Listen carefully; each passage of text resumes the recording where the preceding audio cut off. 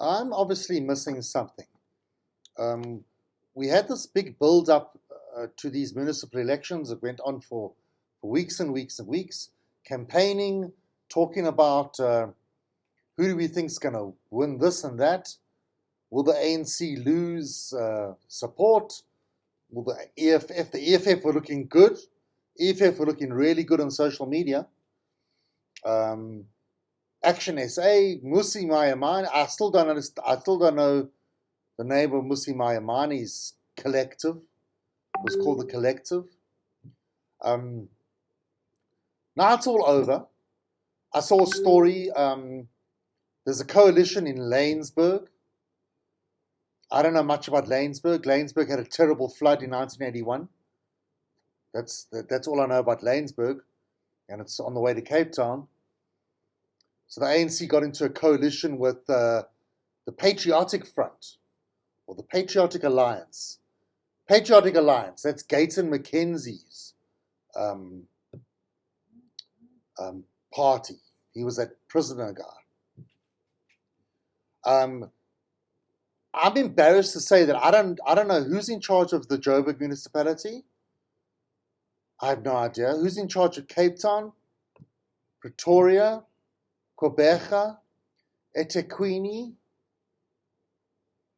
I actually don't know. I mean, it's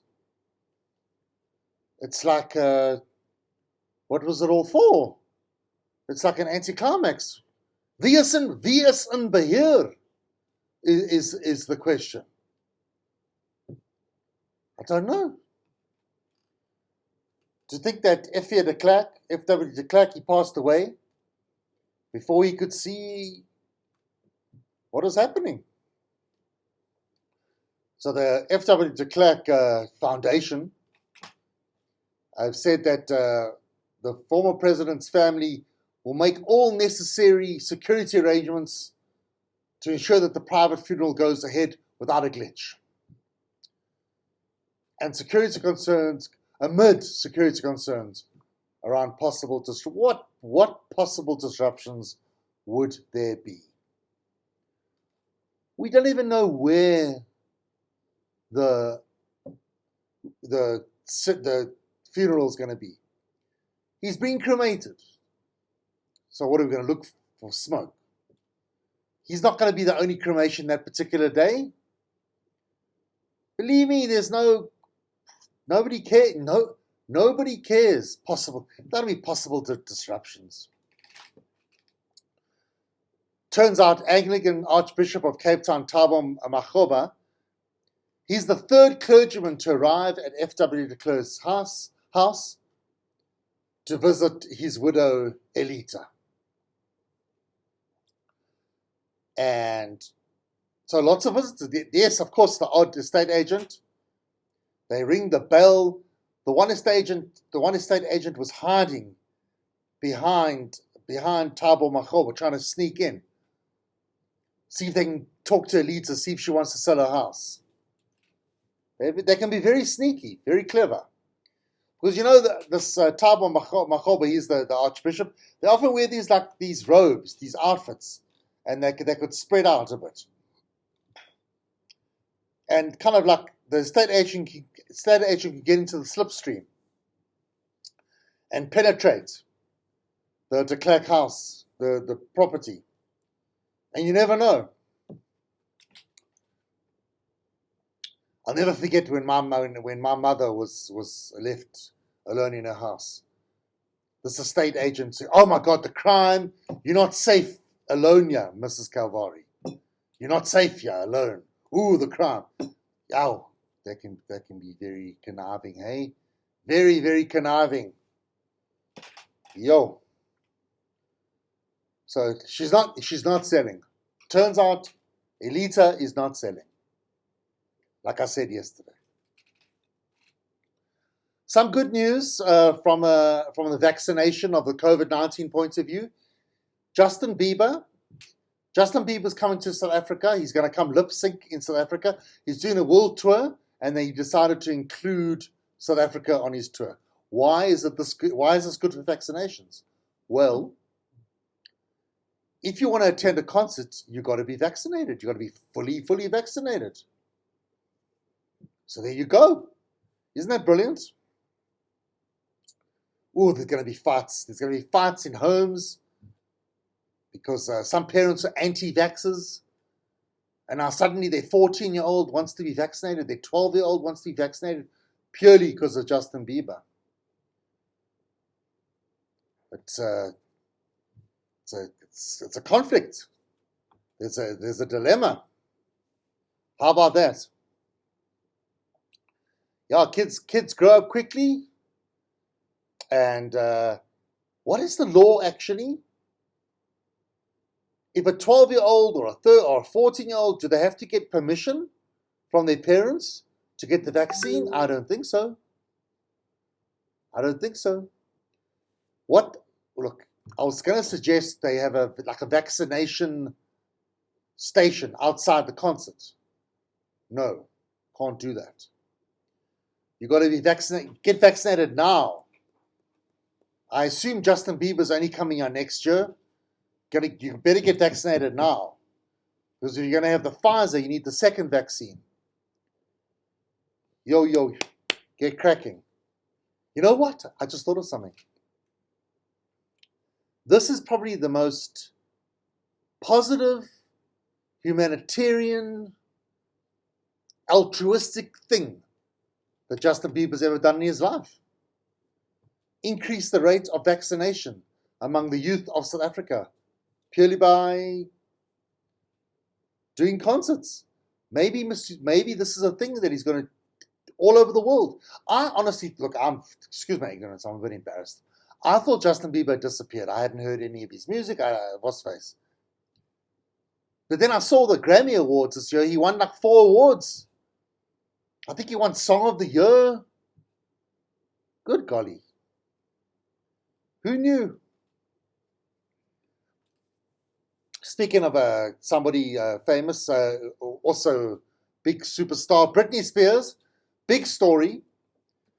Her conservatorship is now null and void. After 13 years of having a father in charge of everything, she's free. They've been saying, free Britney all these years. And now she's free. She says, I think I've waited long enough. And her birthday is quite soon. So this is a nice birthday. Her birthday is on December the 2nd. She says, I actually got my first glass of champagne. So was she not allowed to drink alcohol during this whole time? Whoa. What does it all mean? Now she's in charge of her money. And I honestly, please, I believe me from the bottom of my heart, I just hope to God that the conservatives are not proved right. You know, maybe has she been out of control for these last 13 years? Can she not handle money? She's now got $66 million. What is she going to do with it? Is it going to suddenly just disappear? I hope not. She's got this new fiance. He was the boyfriend, now he's the fiance. I think he's like 15 years younger than her. She's 38. Ooh. I hope he doesn't like come up with this with the scam, with an idea, some business plan. If she thanked her attorney, Matthew Rosengart. You know what? Matthew Rosengart should sit down with Britney. Britney, I'm glad I got you free. I'm glad we got rid of the conservatorship. But don't quote me. Just between you and me, you're not really responsible. Just let me advise you. Let me look after things. Let me just help you a bit. I hope Matthew Rosengart has said that, and because there's just something I'm worried. I'm worried that Britney. There was a reason why she was under conservatorship, hey? Conservatorship for 13 years. There must have been a reason.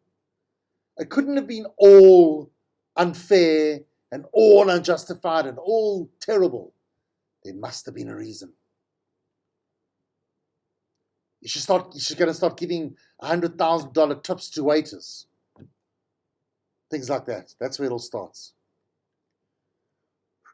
Hope I'm wrong. We'll see. We'll see.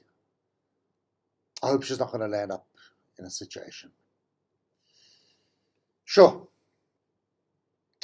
So Miss South Africa is under quite a bit of stress. Eh? Shame, I feel sorry for these Miss South Africas. Hey, all they want to do is be beauty queens. All they want to do is be famous. All they want to do is be celebrities. All they want to do is feel important. All they want to do is have the spotlight and the attention on them. All they want to do is enter Miss Universe in Israel and win the title of Miss Universe. That's all they want. Don't, please, it's unfair. Now they must understand the politics of the Middle East. Who understands? Nobody. Who understands the politics of the Middle East? Who understands Israel? Who understands Israel and Palestine and West Bank, Gaza, Ramallah, whatever. Dome of the Rock. Who nobody understands. Nah, shame. This poor Miss South Africa. So she wants to go into the Miss Universe, and a lot of these anti-Israel lobby groups, they've been pushing, and the Miss South Africa event organizers, they say, no, Miss South Africa will go to Israel and take part in the Miss Universe. So now what's happened? So the South African government's been influenced or pressurized to say, okay, stop draining me a kop. We will withdraw support to the Miss South Africa event. What is that? What kind of a... That's not like, what is that, a punishment? So Miss South Africa, they can't... Obviously, I suppose they can't physically stop her from going to Israel. So she's still going to Israel to take part in the Miss Universe. What happens if she wins? In fact, all this publicity, all this pressure, it might make the whole judging panel bias in a positive way towards her. Maybe they feel sorry for her. All this pressure. What will happen with question time? So at this Miss Universe, they're going to ask questions. And they get asked, sometimes they'll get asked political questions. If I was on the judging panel, I would focus on COVID type questions. Miss South Africa, how do you feel if your sister was not fully vaccinated and she refused to have the vaccine? What would you say to her? Those kind of questions. I think it would be unfair of them to say, Miss South Africa, you've been pressurized by your government and by others, your fellow South Africans, not to participate in this Miss Universe because Israel is perceived among the many people as an apartheid state. What do you say? How do you feel about taking part in this event? And then she's got to answer. Can you imagine? Got to think of an answer. Well, as Miss South Africa taking part in this Miss Universe contest, surely she was prepared. Hey, if I was her coach, like Michael Caine in that Miss Congeniality movie. If I was a coach, I would coach her how to answer this question. Well, I've got to respect people who feel that that feel that Israel is an apartheid state.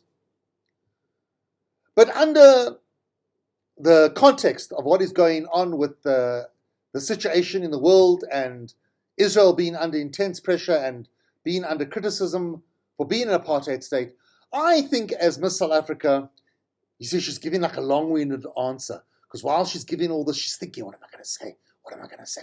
That's the trick. Like, when someone says, well, that's a very good question. Thank you very much for that question. I haven't got a question like that before, but it's important to get questions like that. You see what I'm doing there? Clever, eh? So if I was Miss South Africa's coach, I would say, I believe if I boycotted and did not take part in this Miss Universe contest, it would close dialogue and close communication with the situation that's going on in the Middle East. I believe by me being a contestant here in Israel, it means that I want to be open to dialogue and be part of finding a solution and try and find ways of helping the people of Israel and the people of the Palestinian territories to come about with a peaceful, negotiated peace and resolution. And while I am in Israel, I went and I visited Ramallah, and I visited Gaza, and I visited the West Bank. While all the other contestants were practicing their talents and were starving themselves, I went out and I toured these occupied territories, and I met with the people of Palestine, and I met with President Abbas of the Palestinian Authority, and we discussed the way forward, and I explained to him my situation as Mr. I'm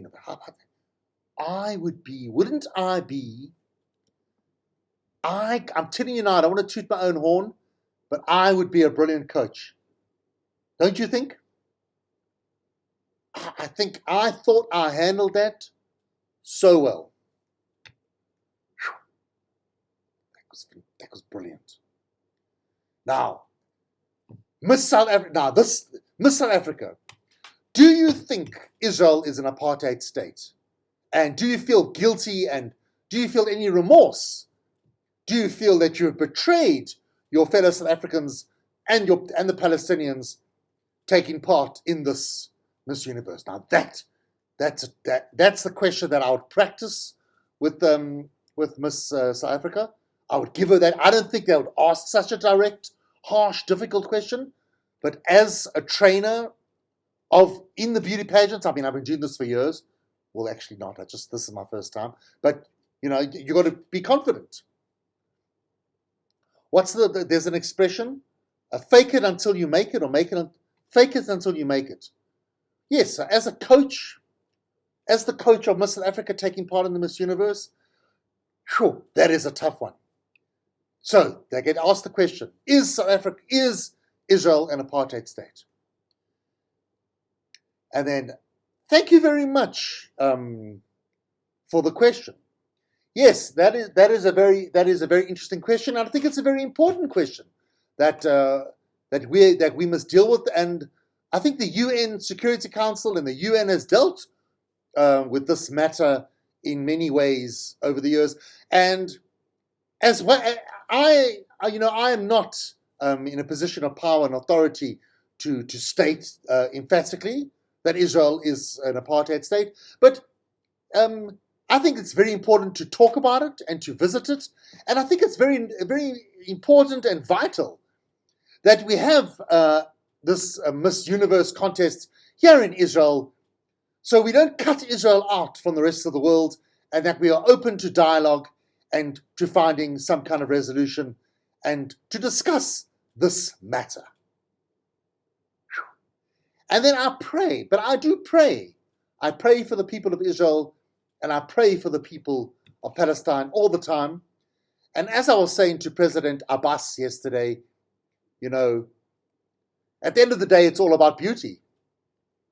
It's all about representing and being an ambassador to South Africa and to the world, and to bring about open communication, peace and harmony, and just to be some kind of a vessel to improve the world. Hey, what do you think?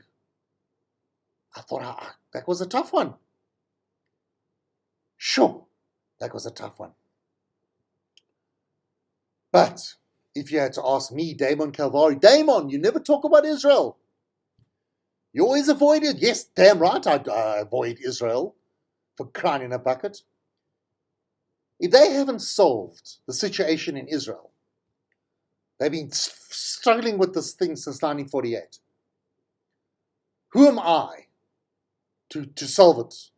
To have to solve it here on this podcast? Yes, between you and me, shh, don't tell anyone I said this. Israel's got issues. It's not perfect. I think to call it an apartheid state, it might be, look, it's got problems. And I think to label it, it's very different. It's very different. Like in South Africa, black people were South Africans. The situation in Israel is different. There is a separation. Yeah, it seems like it is apartheid. I mean, I don't know how you can say it's not apartheid. It's a difficult one. But is it relevant? The labeling, is it important to label? Let's not label and let's just accept that whatever's going on there is not working. Thing is, it's working for Israel. It's working for Israelis very well. Israel's got one of the strongest economies in the world, one of the strongest militaries in the world. They put up the walls. So for Israel, everything's hunky-dory. But we have a humanitarian crisis, whether you like it or not. You can't deny it. Can you deny there's an humanitarian crisis? And it's not just Israel that's involved. Jordan, Egypt. Anyone else? Jordan, Egypt. Maybe Syria. I don't know. I don't even know. It's complicated. Let's just say, well, the one thing I will say, you can't pretend that everything is hunky-dory and Israel is this perfect country. You can't.